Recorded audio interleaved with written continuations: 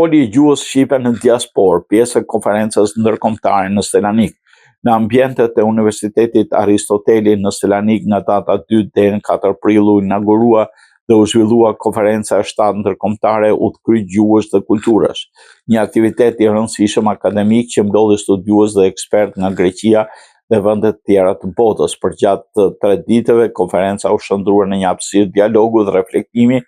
duke trajtuar tema aktuale në fushën e gjuhësisë, komunikimit ndërkulturor, diskutimet u përqendruar në çështje të shumëgjuhësisë, translanguaging, ndërthurje të gjuhëve, edukimit ndërkulturor dhe mësimdhënies së gjuhëve në kontekste të ndryshme sociale dhe arsimore. Temat kryesore përfshin të drejtat gjuhësore dhe integrimin e emigrantëve dhe refugjatëve,